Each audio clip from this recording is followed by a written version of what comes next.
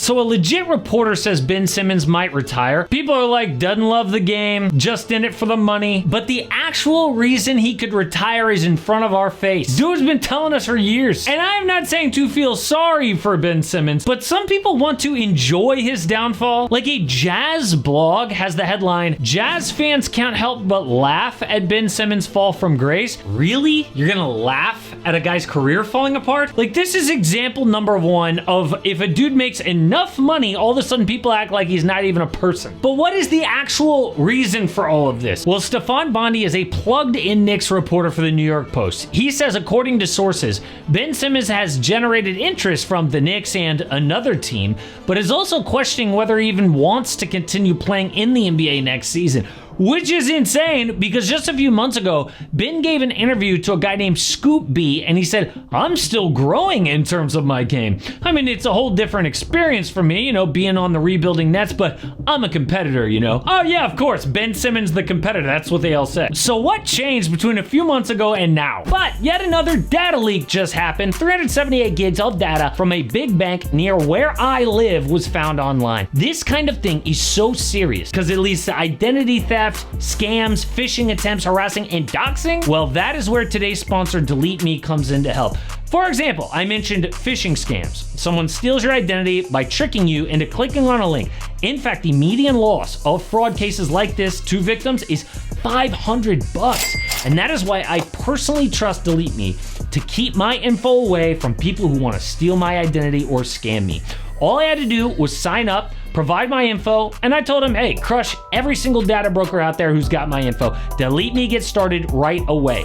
It is easy and effective to remove your personal information from the web at joindeleteme.com/amhoops, and be sure to use code AMHOOPS for 20% off. Again, that is joindeleteme.com/amhoops, code AMHOOPS for 20% off. Well, last season was the final year of his Supermax contract. The man was an all-star year one of that deal, missed all of year two, and was barely on the court for the rest of the time. Basically the worst contract in the NBA. Oh, and he felt it. Millions of haters would remind him. But now, as a free agent, Mark Stein reported in July that Ben Simmons had interest from the Celtics, Suns, Kings, Knicks. Now Bondi says there's another mystery team. But since that July report, the C's went in another direction, signing Chris Boucher. The Suns opted for Jordan Goodwin. The Kings just straight up changed their mind. They were like, hey, yeah, Ben, sorry, we actually don't want you. The Knicks still have interest, and who knows about this other mystery team. So with all that interest drying up, Ben shockingly fired his agent Bernie Lee with about a month before training camp. That never happens. Dude must have been so pissed about the offers he wasn't getting, he figured it was his agent's fault. But one problem outside of his game are his demands. A report says that Ben wants more than the minimum salary, and that has turned teams off. He's like the opposite of Russell Westbrook. Russ is out here playing hoops by himself on a yacht. Would anyone be surprised if Ben Simmons hadn't even picked up a basketball this summer? Russ will play for anybody, for any amount of money. Like, he has $500 million, but he doesn't care. Ben has got demands and particulars. But, I mean, he is 29 years old. Russ is 37. Ben's a former All-Star. So what is the issue? Well, the reason that Jazz fans hate him so much is what happened years ago. In his first season, Simmons and Donovan Mitchell battled for Rookie of the Year, but Ben won because of his all-around game. 16 points, 8 boards, and 8 assists as a rookie with elite defense, and the Sixers got the 3 seed. Then, people forget, Rudy Gobert was almost knocked off his defensive throne by Ben Simmons. Do you remember the debate on who is the best defender in the world? Yeah, in 2021, you were either Team Gobert or Team Ben Simmons. Ben out here making All-Star every year, but Rudy barely snuck by in first place with Ben in second for Defensive Player of the Year. That is how good this man used to be, and all led to the coldest take in sports media history. For the first time in 10 to 12 years, I look at the NBA, which I've watched for 4 decades, and I say this now with Ben Simmons. Hey, LeBron, we're good, bro. You can go. You don't have to. You can hang around, still great, but you can go. We're all good here. Yep, the NBA is in good hands with Ben Simmons. LeBron could retire, it was all great. But somehow in that same year, 2021, when he almost won Defensive Player of the Year, Ben passes up that open dunk crunch time of Game 7. Now, it wasn't all his fault like the narrative said, but Joel Embiid and Doc Rivers threw him under the bus. Fans could not wait to put it all on Ben Simmons. Because for years, they begged him to shoot in games like they saw in that summer league. Do you remember those highlights? But he refused to do it, so fans turned on him, and after that Game 7, Simmons never suited up for the Sixers again. There will be a documentary about this one day, and for all the hype that the passed up dunk gets, I think it's justified. You can mark a clean break in his career from before and after that play, because Ben was traded to the Nets after a holdout for James Harden, sat out all of 2022, and when he came back, was a shell of himself.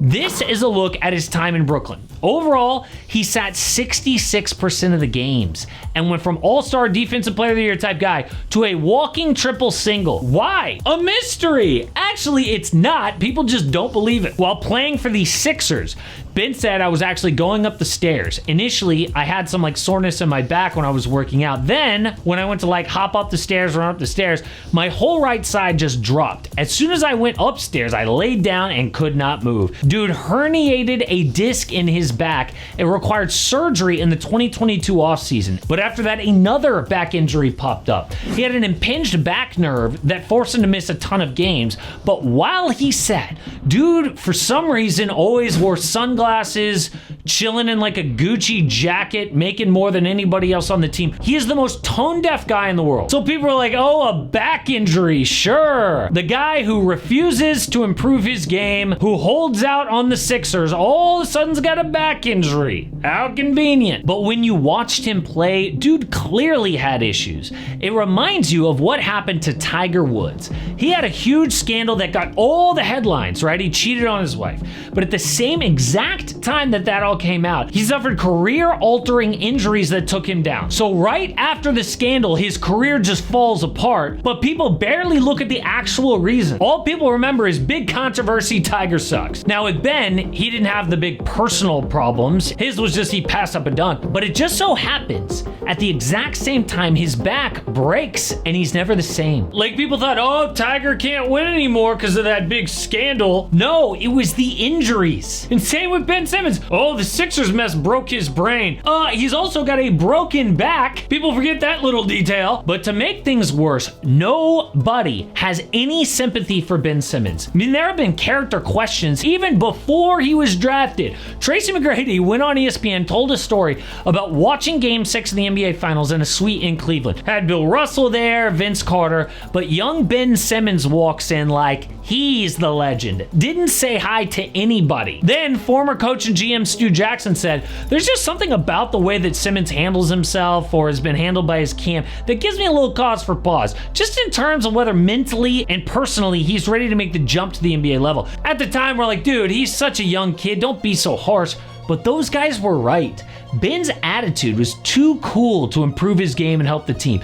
Too good to stay in Philly after they lost Game 7. So when a legitimate back injury pops up, nobody cares. Must have felt so frustrating for the whole world to say F you when he's actually hurt. So at this point, dude's made over $200 million. Back injuries have taken all of his skill away. Makes total sense why he'd want to hang it up, but also why nobody's going to be mad if he does. But the Kawhi scandal is blowing up. The Clippers could face the death penalty. Picks taken away, Kawhi's contract voided, or not. It turns out there's a sneaky reason that the Clippers might get away with the entire thing. I'm not saying they're innocent, they definitely cheated the NBA, but none of that might actually matter.